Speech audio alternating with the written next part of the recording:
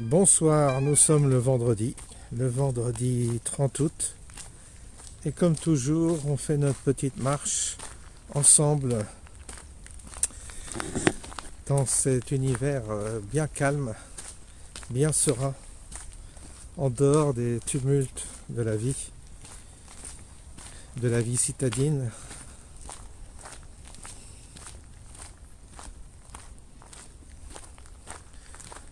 Aujourd'hui, je voulais vous parler de notre mental. J'ai vraiment pris conscience que notre civilisation occidentale, et ce que nous sommes, nous les Occidentaux, nous sommes vraiment dans le mental. Nous nous sommes développés dans le mental. Et ça fait des gens qui sont très cérébrales. Mais on l'est tous, hein. Tous, par rapport à d'autres populations. Nous avons tout bâti, tout construit avec notre mental. Et du coup, on a un mental hypertrophié. Et ce mental hypertrophié a des tas de conséquences. Parce qu'il a réussi à, d'une certaine manière, on pourrait dire qu'il a réussi à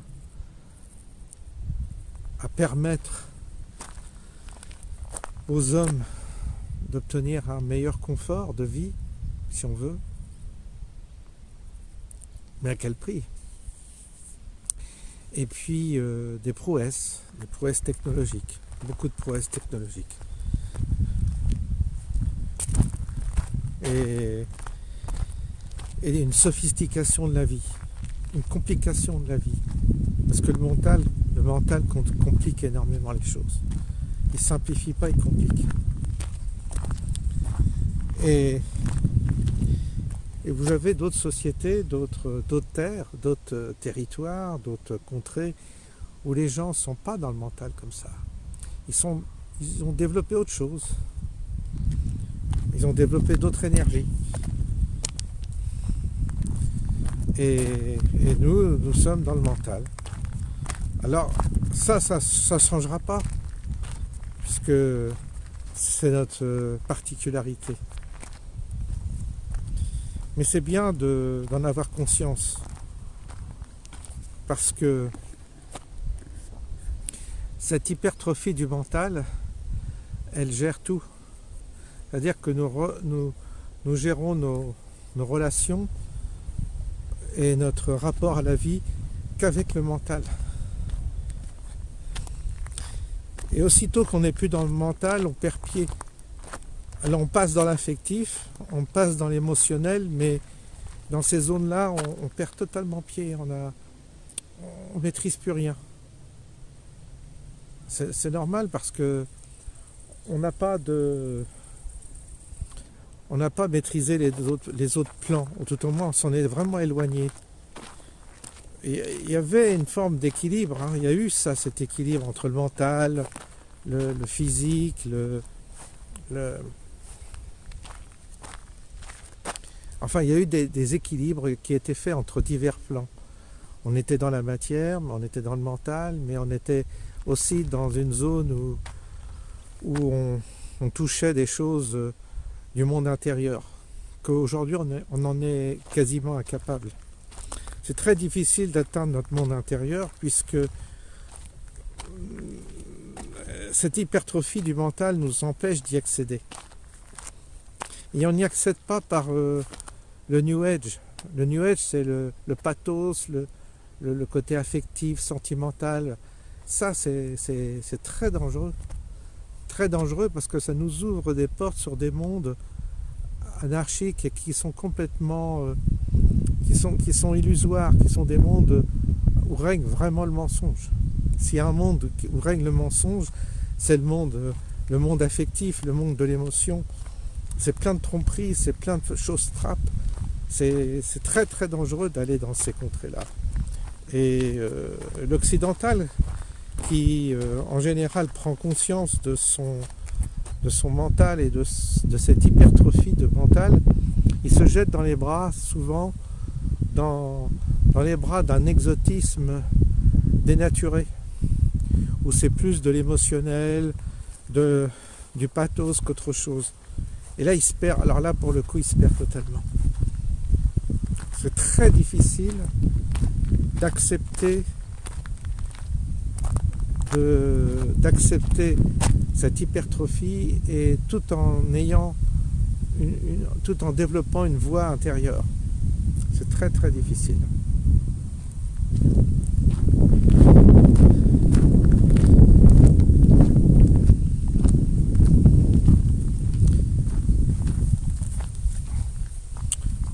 On pourrait dire qu'il y avait les rites qui nous aidaient,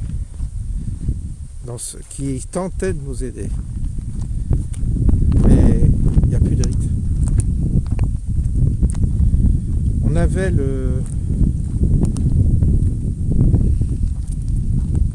ce qu'on appelle le sacré aussi qui nous aidait.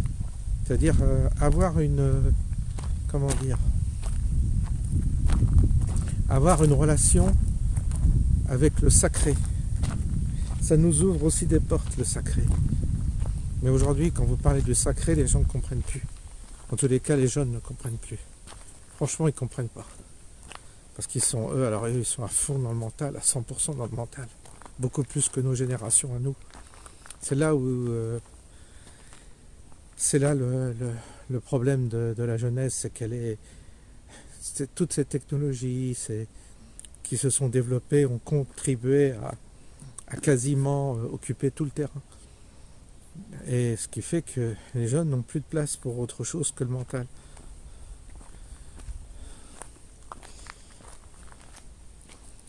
Ça va mal tourner, hein. Ça va mal se finir, hein. Parce que tout est une question d'équilibre et quand on privilégie qu'un aspect de nous, les autres sont très dégradés fatalement.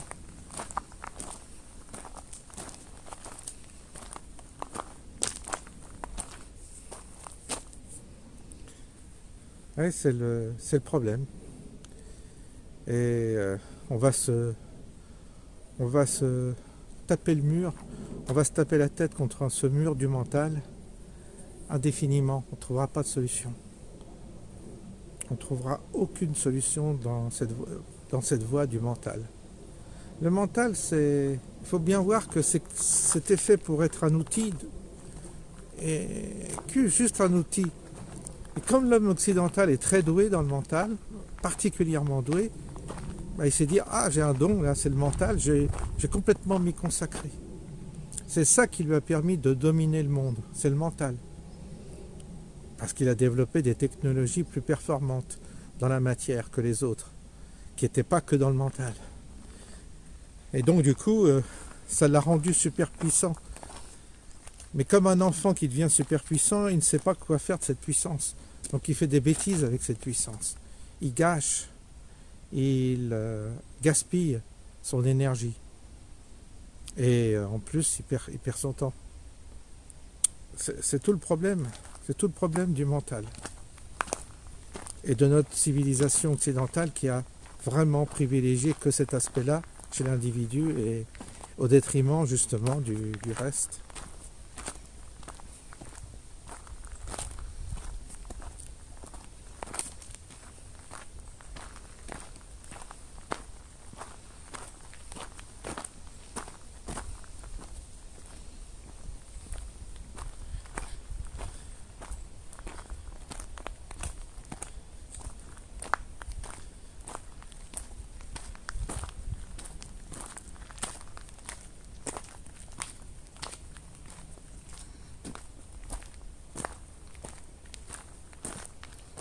Parce que si on cherche à tout expliquer, c'est sans fin. On ne peut pas expliquer, on peut pas. Il y a des choses dont on ne peut même pas parler. On ne peut qu'évoquer certaines questions. On peut les évoquer, les suggérer, mais on ne peut pas les déterminer, les définir comme on aime le faire, nous, occidentaux. Et toute la vie intérieure, elle est malheureusement devenue inaccessible à cause de ce que nous avons développé, justement. Parce qu'on n'a pas les outils pour accéder à la vie intérieure. On n'a pas développé, si vous voulez, on n'a pas développé notre nature dans ce sens-là. Donc on est toujours à la surface des choses. On est toujours plaqué. On regarde, on juge, on décrit, on définit, on fait des beaux cahiers, des belles encyclopédies, on classe, on adore classer, on répertorie, on adore répertorier, on donne des noms, tout ça on sait faire. Mais on ne pénètre pas la chose. On a plus perdu la capacité de pénétrer les choses, et de les pénétrer intérieurement. Et donc du coup, on ne les comprend pas. C'est pour ça qu'on a du mal à comprendre notre monde. C'est pour ça qu'on est aussi friand d'idéologie. Tous ces gens qui sont dans l'idéologie, ça nous frappe de voir à quel point ils sont aveuglés, tous aveuglés, ils sont nombreux, hein, mais ils sont aveuglés. Aveuglés par leur idéologie, aveuglés par des idées. Ils pensent que tout est une question d'idées.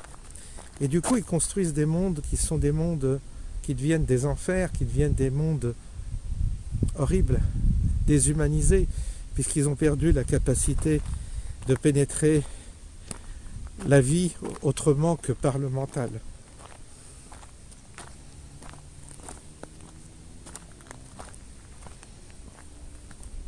C'est comme ça. Et je pense que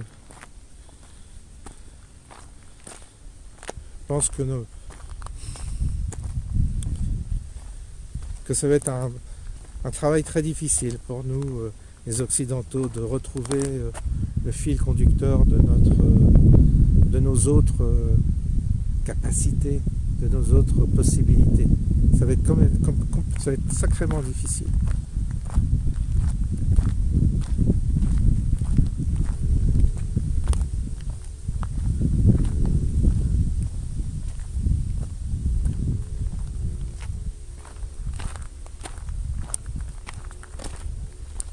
C'est pas en allant à l'étranger se perdre dans d'autres civilisations, comme beaucoup ont cru, qu'on va régler le problème.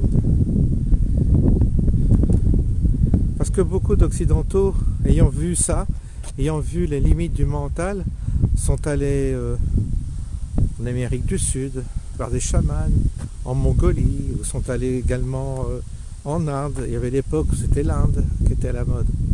Bref, ils ont tenté l'aventure ailleurs, tellement le monde occidental leur semblait desséché, sec, pauvre.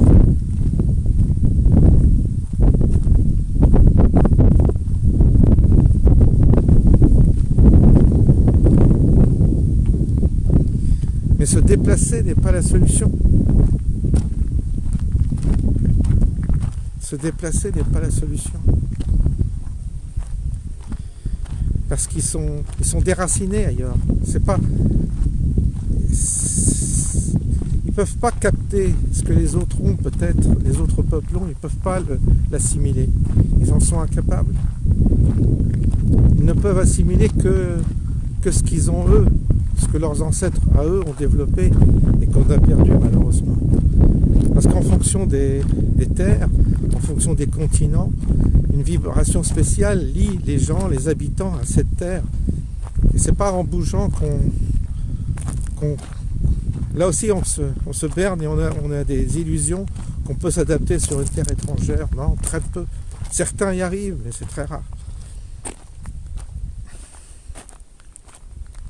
Vous êtes toujours un exilé quand vous n'êtes pas chez vous.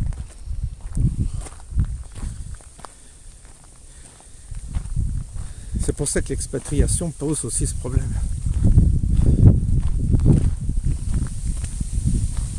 c'est que nous, on est lié à notre terre.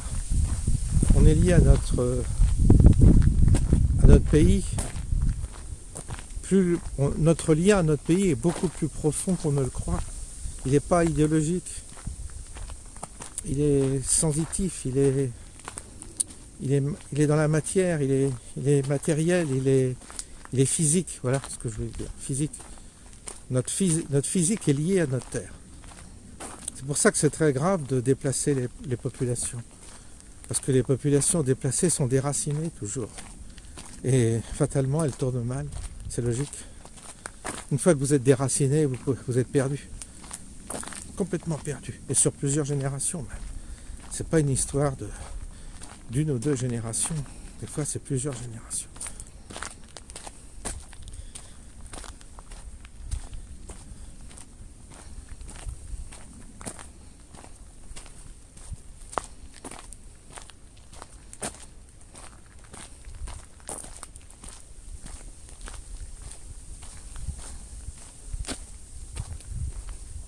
Voilà, c'était le sujet de cette vidéo. Vous voyez, c'est pas polémique, pas politique. Et je ne parle pas de moi. Il y a une dame qui m'a dit, vous parlez de vous, ça me déplaît que vous parliez de vos problèmes personnels parce que pourquoi vous faites ça? Moi, ça m'intéresse pas. Moi, j'aime bien quand vous parlez d'autre chose, mais quand vous parlez de vous, ça m'intéresse pas. Et en plus, vous faites ça pour faire des vues. Elle pense que je parle de moi, de mes problèmes, pour faire des vues. J'ai dit, mais c'est pas possible d'avoir l'esprit aussi mesquin, d'imaginer des choses pareilles. Comme si... Non, les vues, c'est quand vous faites le buzz. J'ai déjà expliqué, quand vous voulez faire le buzz d'une vidéo, on connaît les axiomes, les principes qui attirent. Bien sûr que c'est pas... Enfin, c'est absurde. Mais... Parfois, je vous parle de moi, pas pour vous parler de moi, mais pour simplement faire passer le message que vous n'êtes pas tout seul à souffrir ce que vous souffrez. Parce que je sais qu'à travers ce que je vis, d'autres le vivent aussi, parmi mes abonnés. Et ils l'entendent. Ils entendent qu'on passe par là aussi. Qu'on est tous plus ou moins reliés par nos expériences, nos bonnes et mauvaises expériences. Et quand je vous parle de la santé, je sais que certains d'entre vous, ils sont aussi passés par où? L'angoisse de l'examen, le résultat médical, les interprétations, les conseils, les résultats bons ou mauvais, et ensuite les conséquences. Tout cela, j'en parle parfois personnellement, mais c'est pas pour me plaindre personnellement, c'est pas pour faire de l'exhibition, mais c'est pour simplement partager et dire aux autres, vous êtes aussi passés par là, voyez, vous n'êtes pas seuls. On est nombreux à passer par là, on est nombreux à passer par des étapes délicates comme ça. Vous n'êtes pas seuls. Et ça aide de savoir qu'on n'est pas seul. Ça aide moralement. C'est tout. C'était ça le but. Quand je vous ai parlé de mes parents, quand je vous parle de mon père, je vous ai dit, voilà, vous êtes beaucoup à avoir aussi vos parents dans cette situation. Et beaucoup s'associent et se comprennent et se disent, moi aussi j'ai vécu ça avec mes parents et tout ça, et ça m'a fait tellement de stress que j'ai développé aussi une pathologie. C'est sans fin. Mais on est plusieurs à avoir vécu ça, et c'est bien de se le dire. Et dans les commentaires, les gens peuvent voir que oui, on passe par là, on passe par ces étapes-là. Des fois, c'est le coup de massue, des fois, c'est la mauvaise nouvelle, et on se relève comme on peut, mais c'est ça la vie aussi. Donc, je ne fais pas d'exhibition du tout. J'essaie d'être clair là-dessus. En tous les cas, d'avoir un peu de pudeur et de simplement, oui, on passe par là. On passe par là, oui, qu'est-ce que vous voulez?